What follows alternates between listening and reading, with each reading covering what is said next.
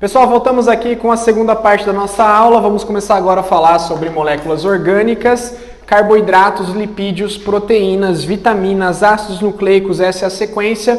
E neste momento, a segunda parte da aula, vamos abordar carboidratos e lipídios, tá? Proteínas nós vamos deixar para a próxima semana, tá? Então, começando aqui falando sobre carboidratos, é importante lembrar, gente, que na biologia tem muitos nomes diferentes para as mesmas coisas. Carboidratos é um exemplo, tá? A gente pode chamar de carboidrato também de glicídio, glucídio, açúcares ou hidratos de carbono. Olha que curioso isso, ó. O que é um carboidrato? Pensa que você tem água, H2O, e você vai acrescentar água no carbono. Isso é um carboidrato, tá? É um carbono hidratado, basicamente. Por isso eu só tenho, apesar da gente ter falado, né, no começo da aula, do CHOMPs, que eram aqueles principais elementos formadores das moléculas orgânicas, no carboidrato eu só tenho CHO, eu só tenho carbono, hidrogênio, oxigênio, nada além disso. Posso até encontrar um átomo de enxofre ou algum átomo um átomo de nitrogênio em alguns polissacarídeos, mas basicamente são esses três átomos que nós encontramos, carbono, hidrogênio e oxigênio. E a classificação dos carboidratos é baseada no tamanho da molécula. Então eu tenho a classificação entre monossacarídeos, a terminação sacarídeo sempre vai estar relacionada com carboidrato, assim como peptídeo está relacionado com proteína, tá? Monossacarídeo é uma única molécula de carboidrato. Disacarídeo são dois monossacarídeos juntos e polissacarídeos são uma dezena, centenas de monossacarídeos agrupados, tá? Então, baseado nessa classificação, nós vamos falar um pouquinho agora dos monossacarídeos. Isso aqui é uma coisa que eu não posso errar, que é a molécula base do monossacarídeo, CnH2nON, tá? Então é basicamente isso aqui, ó, CH2O, C1 ou CnH2nON. Gente, isso aqui não existe na natureza, tá? Isso é uma teoria. A primeira molécula que é produzida na natureza chama-se PGAL. O PGAL tem 3 carbonos, é uma triose, ok? Então se encaixa nesse grupo aqui. Consequentemente, se é uma triose, eu vou ter C3H6O3, tá? 3 carbonos. Depois, uma tetrose, tem 4 carbonos. Tetra, 4, C4H8O4. Depois eu tenho as pentoses. Pent é o penta, C5H10O5. E hexose, hexa, o Brasil quer ser hexacampeão mundial, ter 6 títulos, então é C6H12O6. Esses são os principais monossacarídeos. Qual que eu tenho que lembrar? Eu tenho que lembrar do PGAL. Por que você vai lembrar do PGAL? Anota aí. É o primeiro da fotossíntese. É o primeiro açúcar produzido pela fotossíntese, é o PGAL, é o chamado C3. Eu tenho 3 tipos de plantas, a C3, a C4 e a CAN, tá? Então, basicamente, eu vou falar de carboidrato C3 na fotossíntese. Tetrose, praticamente insignificante, não falo sobre ela. E pentose e hexose, vou falar muito sobre elas, eu tenho um slide só para isso, tá? As pentoses são importantes na formação de ácidos nucleicos, então posso acrescentar aí que as pentoses têm a função estrutural, função de construção. Se eu perguntar para você lá no exercício, carboidrato só serve para produzir energia, você vai me responder, não. Eu tenho também carboidratos com função estrutural, as pentoses são exemplos. Das pentoses eu tenho 2 principais, não são as únicas, mas são as principais. Ribose e desoxirribose. Olha para mim aqui, ó. Ribose. Qual que é a fórmula da ribose? É uma pentose. Qual que é a fórmula da ribose? C5H10O5. Agora, raciocina comigo. Qual é a fórmula da desoxirribose? Pô, prof, se é pentose, é C5H10O5. Negativo. Ó, atenção, é uma desoxirribose. Desoxirribose, ou seja, C5H10, pego a ribose e desoxi ela. H4, O4, tá? Tirei um oxigênio. Então, desoxirribose, a diferença entre as duas é que a desoxirribose tem um oxigênio a menos que a ribose, mas a fórmula é padrão, tá? Hexose, papel energético, energia principalmente. Aí eu tenho a glicose, que é a principal produzida na fotossíntese, pode acrescentar aí, a partir do PGAL.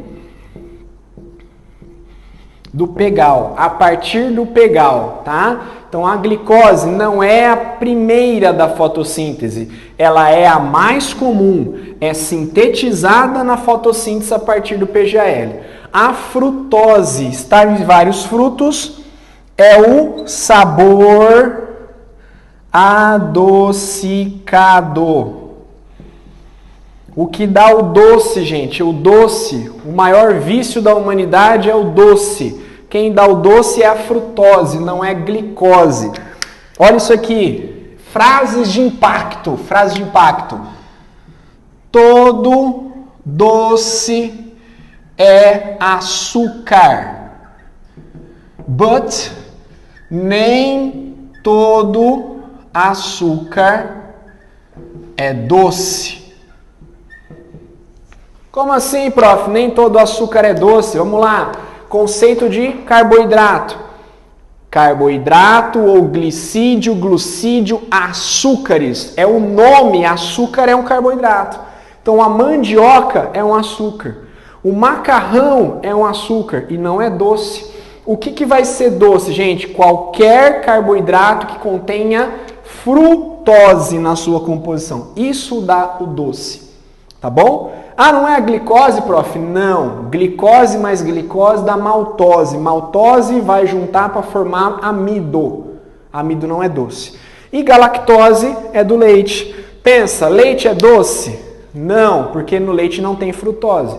O que dá o doce nos alimentos, efetivamente, é a frutose, tá? Basicamente, gente, essas hexoses, todas elas têm em comum, elas são C6H12O6. Então, elas têm a mesma fórmula molecular, né? Fórmula molecular tem o mesmo número de moléculas, mas não necessariamente elas têm a mesma estrutura. A mesma função orgânica é diferente. Então, por exemplo, aqui eu tenho uma glicose, que é C6H12O6, mas ela tem uma função aldose, ok? E eu tenho a frutose, que também é C6H12O6, mas ela é uma função cetose. Então, a função orgânica delas muda, mas a fórmula molecular é a mesma, beleza? Aí eu tenho os disacarídeos. Disacarídeo é formado pela união de dois monos. Só um detalhe, tá, gente? Os monossacarídeos, eles não precisam de digestão. Ó, monossacarídeos são absorvidos sem necessitar de digestão. Ou seja, não existe uma enzima específica para digerir monossacarídeo. Se você colocar uma gota de glicose na boca, ela vai ser absorvida. Se você colocar frutose na boca, ela vai ser absorvida no intestino. Se você comer galactose, ela vai ser absorvida pelo seu intestino. O problema é que você não encontra na natureza monossacarídeos disponíveis, sob a forma de monossacarídeos. Eles estão todos, no mínimo, na forma de disacarídeo, tá? Então, o que é disacarídeo? É a união de dois monossacarídeos. E lembra, Aula passada sobre água. A água participa do metabolismo de duas maneiras. Hidrólise, quebra por hidrólise, ou síntese por desidratação. Então aqui vai acontecer uma desidratação. Por quê? Veja só, eu tenho a glicose, que tem a fórmula C6H12O6. Eu tenho a glicose, ou melhor, fica mais fácil, a frutose, que tem a fórmula C6H12O6, tá? Se eu quiser transformar glicose com frutose, eu vou formar sacarose. Aí o que acontece? C6H12O6 mais C6H12O6. Por essa conta simples, eu teria a soma de C12H24O12. Só que se eu fizesse isso, é como se eu tivesse só encostando as duas moléculas, elas não seriam uma única molécula. Para eu colar duas moléculas, para eu sintetizar uma nova molécula, eu tenho que fazer uma reação de desidratação. Então eu tenho que tirar uma molécula de água da fórmula. Então eu vou ter aqui C12H22O11. Isso aqui, por exemplo, é fórmula do disacarídeo chamado de sacarose. Sacarose. Tá com frio, Henrique? Não? Você tá... Não? Você tá tremendo aí? Falei, ixi, Maria, vou diminuir o ar-condicionado. Quer dizer, aumentar. Entenderam isso, gente? Por que um monossacarídeo é C6H12O6? Que um disacarídeo é a união de dois monos e não é o dobro da molécula? Porque eu tenho que tirar uma molécula de água naquele fenômeno de desidratação. Tudo bem? Tranquilo? Aí eu vou ter, sabendo disso, olha aqui eu tenho a fórmula, ó, glicose mais glicose, OH de uma glicose, hidrogênio de outra, tirei a água, desidratei. Lembra naquele primeiro exemplo da aula de água que eu juntei dois aminoácidos e formou a ligação peptídica? A ligação entre dois monossacarídeos não é peptídica, mas sim glicosídica. Tá? É uma ligação entre dois monos para formar, por exemplo, a molécula de o disacarídeo nesse caso, tá? Que seria a sacarose. E aqui eu vou mostrar para vocês quais são. Sacarose, glicose mais frutose, originado ou principal fonte é a cana-de-açúcar, tá? Então, quando você vai extrair o açúcar tradicional, o açúcar que é usado doméstico, em casa, ele vem da cana. Se ele vem da cana, ele vem da sacarose. Ele é a sacarose, na verdade. Tá? O açúcar que está no açucareiro não é glicose, não é frutose, ele é sacarose. A gente o consome como sacarose. Tá? O leite, eu tenho a lactose do leite, que é formada por glicose e por galactose, ok? E maltose, que é a união de duas moléculas de glicose, que é proveniente, por exemplo, da degradação do amido. Tá? Então, se você comer algo doce, provavelmente esse algo doce tem sacarose. E essa sacarose é doce porque ela tem frutose na sua composição. Se você tomar leite, o leite não é doce porque você está ingerindo lactose. Essa lactose, ao ser digerida, vai dar origem à glicose e galactose. Se você comer mandioca, você vai estar ingerindo maltose. A mandioca não é doce porque na degradação da maltose tem glicose, mas glicose não tem frutose, tá bom? Então a relação da doçura do carboidrato é basicamente a frutose. Tudo bem, gente? Alguma dúvida aqui? Isso é disacarídeo, tá? Aí nós vemos os polissacarídeos. O que são polissacarídeos? Polissacarídeos são moléculas gigantes, são moléculas grandes, formadas por mais de 10.000 moléculas de glicose. Tá? Então, assim, monossacarídeo não precisa de digestão para ser absorvido. Só que também eu não encontro isso na minha alimentação. Nenhum alimento que eu possa ingerir de maneira natural tem monossacarídeo. Pode ter algum suplemento, né, feito para atletas que tem um gel de glicose, alguma coisa assim que facilite a absorção, mas isso é feito na indústria, tá? Os disacarídeos já necessitam ser quebrados. Então, assim, vou até dar um spoiler lá da aula de fisiologia humana. Vamos lembrar. Sacarose. Eu tenho uma enzima chamada de sacarase. Ase é enzima. Sacarase é enzima produzida pelo intestino delgado que digere a sacarose. Lactose. Eu tenho a lactase. Maltose. Eu tenho a maltase. Maltase, tá? Todas essas enzimas aí são chamadas, ó, disacaridases. Essas enzimas são produzidas no suco entérico do intestino delgado. Tá? O que acontece, lembra? Pessoas que não possuem lactase têm o que a gente chama de intolerância à lactose. Intolerância à lactose. Por quê? Elas não produzem a lactase. Não produzem lactase. Tá? Consequentemente, a lactose não digerida, pensa comigo, você tomou leite, comeu queijo, alguma coisa que tenha muita lactose. Essa lactose, através da lactase, vai ser digerida em glicose mais galactose. 2 monossacarídeos podem ser absorvidos pelo seu intestino e vai para a corrente sanguínea. Tudo certo? Agora pensa, o cara não tem lactase. A lactose que ele ingeriu no leite não vai ser quebrada. Se ela não for quebrada, ela vai ser absorvida do intestino para o sangue? Não. Ela vai ficar no intestino. E ao ficar no intestino pode levar à proliferação de bactérias, que pode provocar dor de barriga, gases, diarreia. Isso é intolerância à lactose. Mas pode ser que aconteça alergia à lactose. Qual que é a diferença de intolerância para alergia?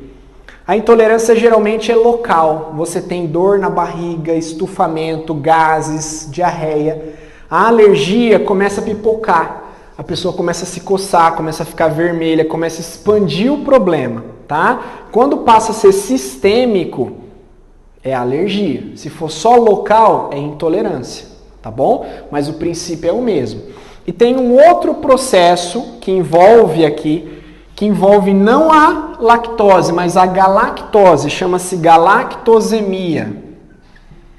Anota isso, galactosemia, tá? Galactosemia é uma incapacidade de converter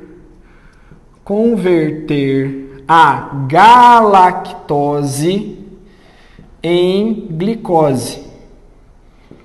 Mas qual que é a diferença, gente?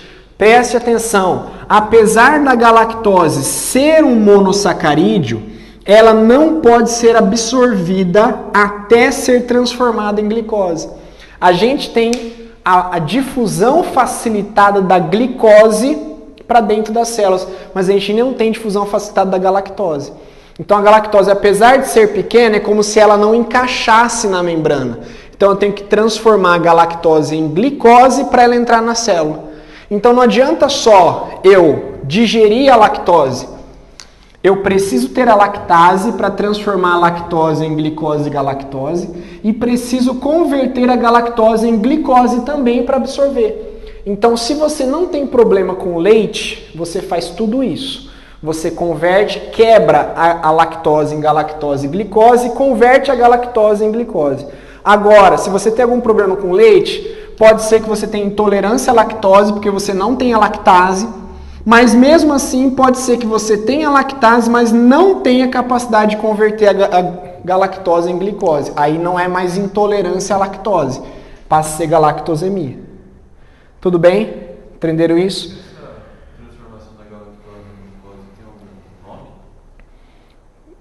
Transformação da galactose. Não tem nome específico, tá? A não transformação é galactosemia. Tudo bem? É possível a união de disacarídeos? Sim, porque se você vai juntar, por exemplo, maltose. Se eu juntar várias maltoses, eu vou formar uma cadeia que vai dar origem ao amido. As diferentes, tipo, maltose com lactose.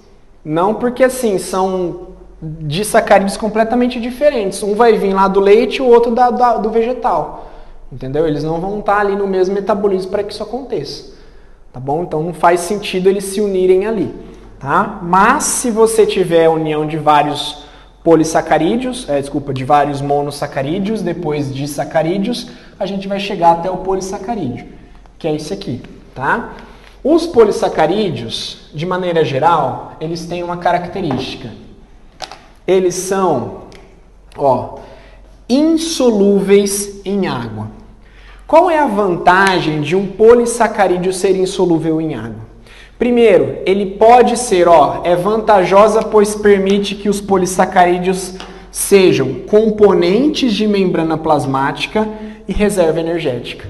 Se eles fossem solúveis, por exemplo, eles seriam lavados pela água que toca a membrana, o aparelho celular, ou que toca, que passa pelas reservas energéticas, tá? Então, basicamente, enquanto monossacarídeo eu tenho a função estrutural das pentoses e energética das hexoses, os disacarídeos basicamente são energéticos, os polissacarídeos são de duas formas, uma de reserva e a outra estrutural. Prof, qual que é a diferença de reserva para energético? Energético é disponibilidade imediata de energia. Então eu vou jogar na fogueira ali a glicose para ela queimar e liberar energia. Reserva, vou ter um estoque para poder usar mais tarde. Então, reserva é um potencial energético, mas no momento ele não é usado como energético, tá? Ele é para guardar a molécula e, consequentemente, para utilizar mais tarde, tá? Então, aqui, eu tenho, por exemplo, a celulose, que é um estrutural. Celulose, vou passar um resuminho aqui, tá? Um esqueminha.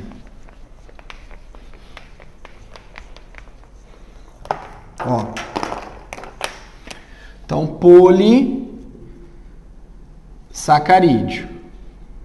Ok? Eu vou ter reserva e estrutural. Estrutural, eu tenho a celulose, que está presente nos vegetais.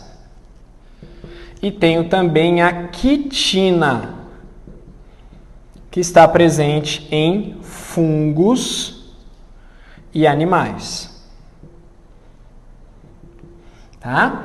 Reserva, eu tenho o amido, que está presente nos vegetais, e tenho o glicogênio,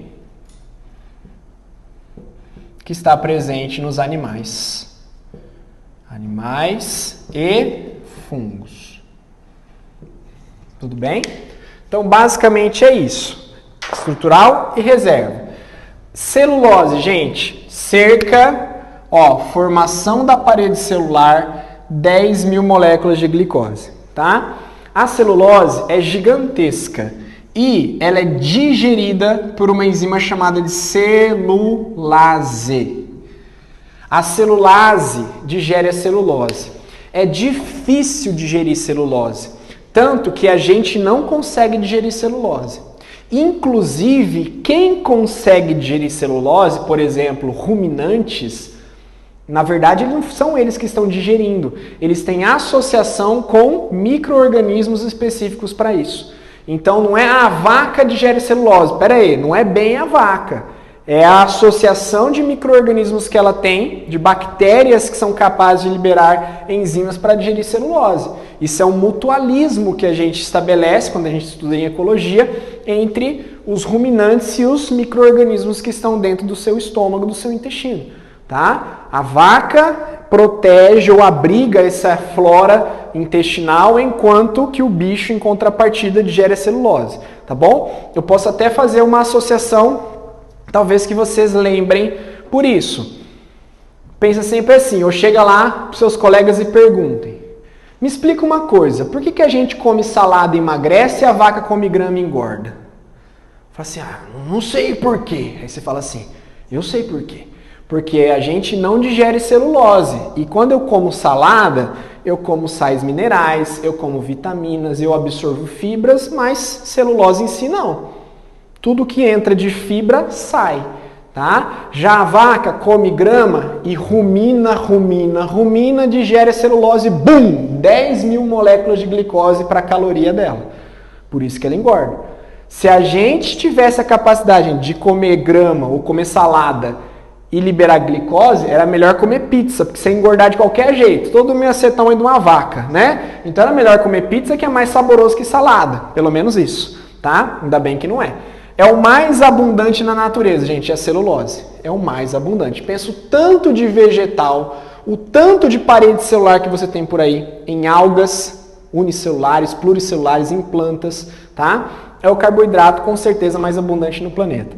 A quitina, ela é presente na parede celular dos fungos e no exoesqueleto dos artrópodes. Não é só ali, tá? Quando eu falo animal, eu posso citar invertebrados. Então, depois lá na zoologia, tá? A gente volta nesse assunto, mas só já para vocês irem se acostumando. Quitina, eu não vou encontrar só em exoesqueleto de artrópode. Eu vou encontrar, por exemplo, começando lá de baixo, na cutícula de vermes como nemateumintos, nas cerdas de anelídeos, na rádula de moluscos, tá? No exoesqueleto de artrópodes, nas asas, muitas vezes, de insetos, tá? Posso encontrar também na lanterna de Aristóteles, de alguns equinodermas, tá? Então você tem ali uma gama de indivíduos ou de grupos que apresentam quitina. Agora, uma coisa que você não pode confundir, não confunda quitina com o quê? Com queratina. Ok? Quitina é um carboidrato. Carbo é um polissacarídeo. Ok? Queratina é o quê? Proteína.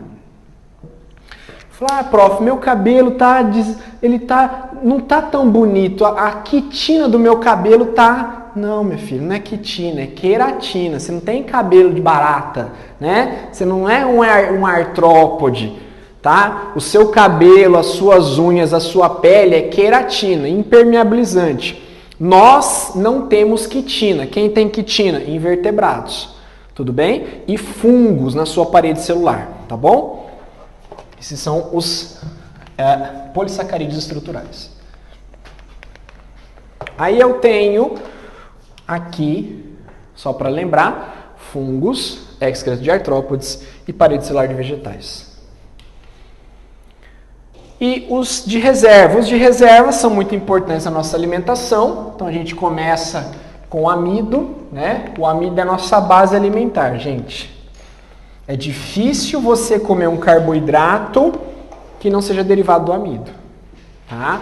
Você sempre pensa assim, vou fazer uma refeição. Pensa numa proteína. A proteína é fácil. Carne de frango, de boi, né, de peixe. Cogumelo não é tanta proteína quanto se acha, né? Mas salada. Salada tem. E carboidrato? Você pensa, poxa, o que eu vou ter de carboidrato que não venha do amido, né? É muito difícil. Arroz vem do amido, batata vem do amido, macarrão vem da farinha que vem do amido. Não dá para comer nada de carboidrato que não tem amido, basicamente. Tá? Então, o amido é a nossa principal forma de nutrição. Aí lembra, como seria a questão? Amido, você ingere. Amido vira maltose. Maltose vira glicose. E a glicose vai ser usada na sua produção de energia. Amido é maltose é di, glicose é mono. Tudo bem? O amido é formado pelo excesso de glicose sintetizado na fotossíntese. Agora pergunta, vegetais e algas. Quais são os principais locais que eu armazeno amido na planta? Raízes e caules, principalmente, tá? Dificilmente você vai armazenar amido na folha. Dificilmente você vai armazenar amido em fruto, tá? Você vai armazenar amido em caule e raiz, beleza? E o que é glicogênio? Glicogênio é uma reserva energética de animais e fungos. Os animais, nós temos o glicogênio hepático, que é o glicogênio que está estocado no fígado, e o glicogênio muscular. Tá? O excesso de glicose, gente, vai transformar em glicogênio. Só que eu não tenho muita reserva de glicogênio. Eu não tenho muito espaço para armazenar glicogênio. Então, que o cara pensa assim, pô, o professor falou que é o excesso da glicose vira glicogênio. Então, o que eu vou fazer? Eu vou comer bastante glicose, porque o que eu não usar vira glicogênio para armazenar no meu fígado e nos meus músculos. Só que o espaço para armazenar glicogênio muscular é pequeno. Então, qual que é o problema? O excesso de glicose que você vai ingerir na sua alimentação vai virar glicogênio? Vai. Só que a maior parte vai virar gordura, vai virar lipídio. O que não der para virar glicogênio, vai para lipólise. E é isso que engorda, tá? O que nos engorda, no meu caso, né, vocês são magrinhos, o que me engorda muitas vezes é a alimentação baseada em carboidrato. E a gente tenta cortar, a gente tenta educar, mas é muito complicado, tá? Então eu tenho a seguinte situação, vou até usar esse lado do quadro que é maior.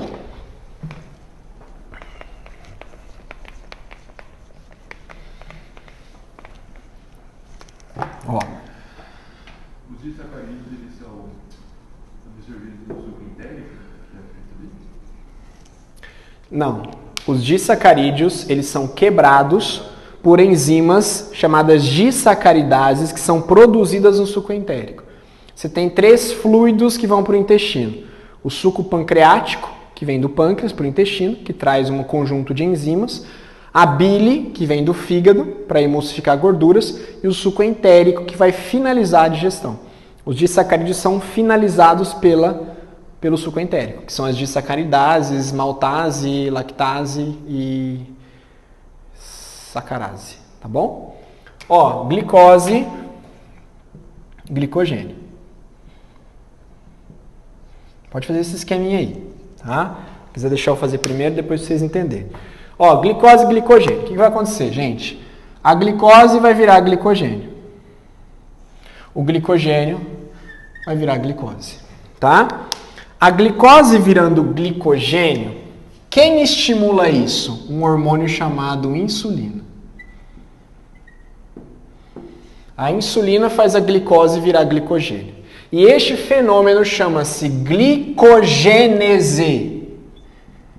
Glicogênese.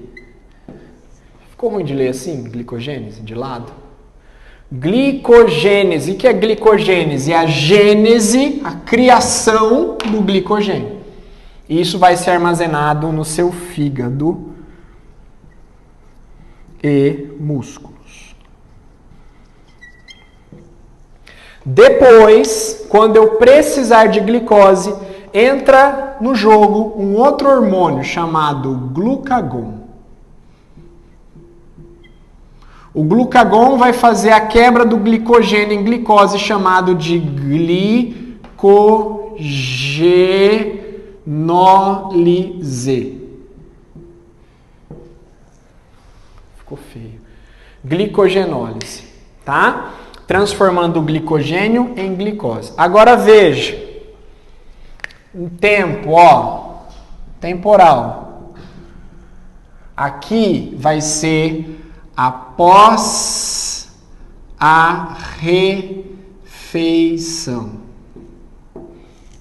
Após a refeição, eu tenho liberação de insulina. Eu tenho glicogênese formando glicogênio, tá? Aí eu vou ter aqui, gente, jejum de 3 horas. A partir de 3 horas de jejum, você começa a quebrar glicogênio e liberar glicose. Por quê? Existe uma oscilação, tá? Do nível de glicose no nosso sangue. Eu vou até fazer um esqueminha aqui. Ó.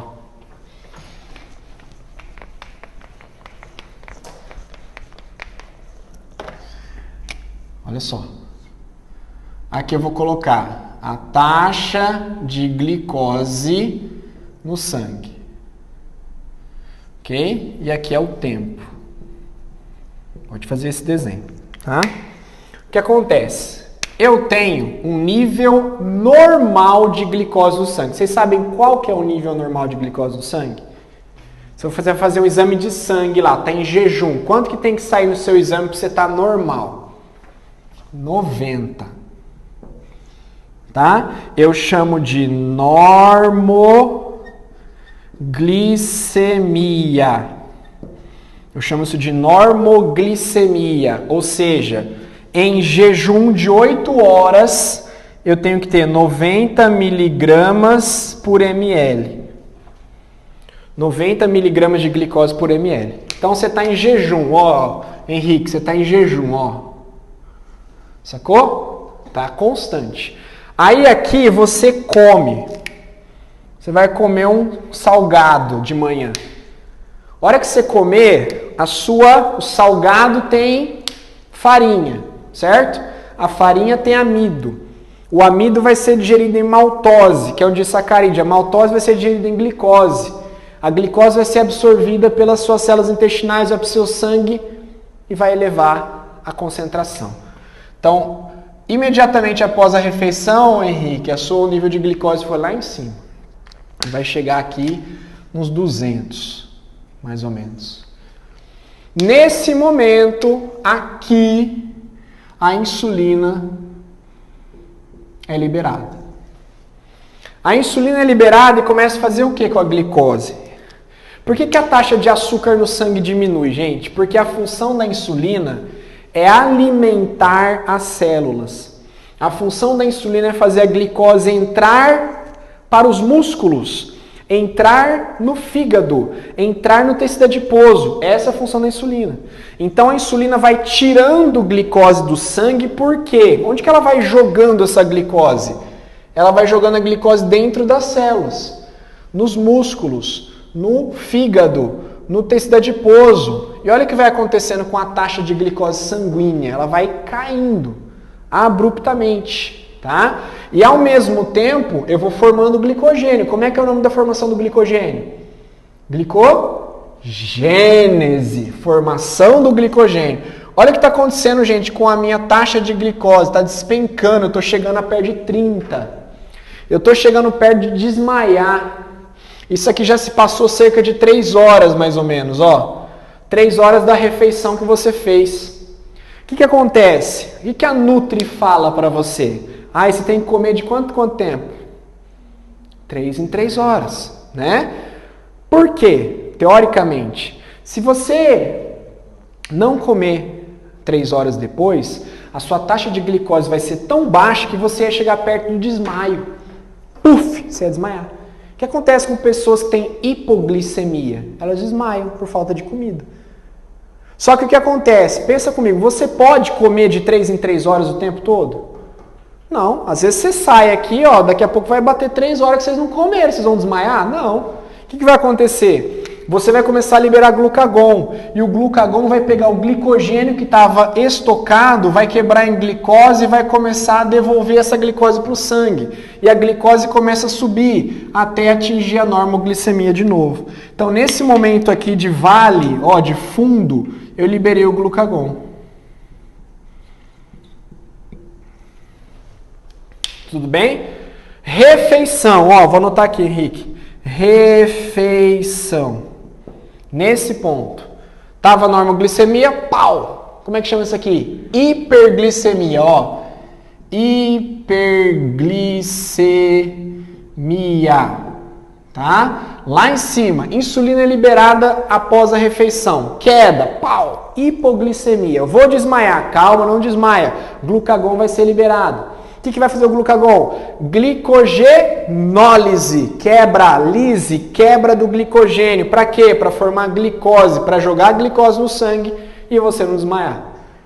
Por que quando o cara vai fazer exame de sangue, ele pede 8 horas de jejum? Que é para isso aí trabalhar, gente. Pensa, vou fazer exame 7 horas da manhã. Aí eu esqueci e tomei café da manhã às 6. A hora que eu for chegar lá para coletar sangue, olha aqui meu açúcar, olha minha glicose aqui. Ó. O cara vai chegar para você e falar assim, e aí, você tá de jejum? Ele, esqueci, velho, comi pão de queijo, tomei um café com açúcar antes de sair de casa. Aí você fala assim, tô de jejum. Você mente pro cara. Porque você não quer voltar para fazer o exame outro dia. Aí o cara, tá bom, vamos lá. Tirou o sangue, aí sai o resultado, ó, o senhor é diabético. Você tá com 8 horas de jejum e tá com 200 de glicemia, não tem como mentir, entendeu? Então você foi fazer o exame, esqueceu de estar... Você fala, ó, desculpa, eu esqueci, eu não tô mais de jejum, vou voltar amanhã. Por quê? À noite, ó, vamos imaginar que você fez uma refeição 9 da noite. Pico lá de glicose, libera insulina, cai, libera glucagon. Com 3 horas depois, sem comer, você está dormindo, liberou glucagon, bota mais uma margem de erro ali. 8 horas de jejum, você está na normoglicemia de novo. Tá bom? Oi? Seria o ponto mais baixo. Tá? E aí, gente, se você tiver, por exemplo, uma hiperglicemia, que é mais grave, né? Você pode ter um diabetes, que isso aqui vai ser acima de 110, mais ou menos, tá? 110 miligramas em jejum. Se você tiver 8 horas em jejum, fizer o exame de sangue e dá 110, você pode ser um pré-diabético. Aí tem que fazer um exame e tal, não é por um simples exame de sangue que você vai determinar se você é diabético ou não, tá? Tem essa relação. Tudo bem? Vocês entenderam aqui? Isso aqui? Existe uma outra situação ainda, tá? Ainda relacionado com o glicogênio, que a gente vai falar, vai chamar na verdade, que é o neoglicogênese, tá? Que é o seguinte. Então, ó, metabolismo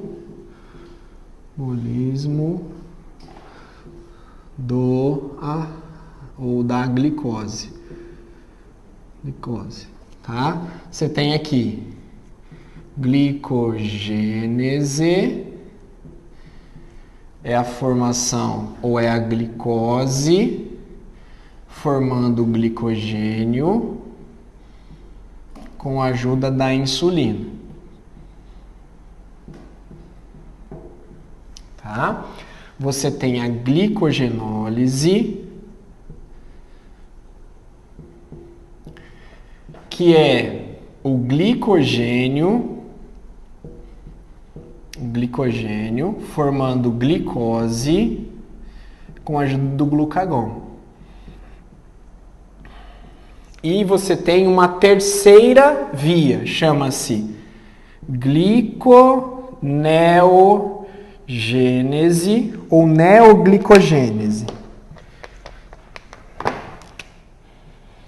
Gliconeogênese ou neoglicogênese. Tá? Gliconeogênese ou neoglicogênese, que é a formação de glicose a partir de lipídios, tá? Proteínas e lactato, estimulado pela adrenalina e cortisol. Tá? O que é isso, pessoal? Seguinte, você precisa muito de glicose, muito, você precisa de energia, mas os seus estoques de glicogênio acabaram. Mas você precisa de glicose, mas não tem mais glicogênio. O que vai acontecer? Eu vou começar a queimar gordura. Eu vou começar a pegar gordura e usar para produzir glicose. Eu vou começar a queimar proteína e usar para produzir glicose. Eu vou pegar o ácido lático que foi produzido durante um processo de fermentação onde não existe oxigênio e vou transformar e quebrar para produzir glicose. Isso é mediado ou estimulado pela adrenalina e pelo cortisol. Porque adrenalina e cortisol são dois hormônios emergenciais. A adrenalina ocorre no momento de estresse, né, de perigo iminente, que você precisa de energia imediata, e cortisol, uma situação anti-inflamatória, mas também liberado em estresse. Então você pode ter, além do glucagon, outros hormônios que podem aumentar a glicemia sanguínea. Pergunta de vestibular, tá? Além do glucagon, quais são outros hormônios que podem elevar a glicemia sanguínea? Adrenalina e cortisol. Tudo bem? Adrenalina e cortisol. Beleza? E acho que é isso que eu tinha para falar de carboidrato. Aqui a gente tem, né, mandioca, amido, fígado, glicogênio. Ok? Aqui mostrando um pouquinho do glicogênio, do amido e da celulose. Vejam que todos eles são polímeros de glicose, mas o que muda basicamente são as ligações, são as ramificações e a quantidade de moléculas que nós encontramos, tá? Aqui nós temos a diferença entre amido e glicogênio, né? É tudo glicose, mas você tem ali a organização também, ó, amilose mais amilopectina, que são duas estruturas diferentes, formam amido, e aqui a formação do glicogênio somente com a glicose, tá bom?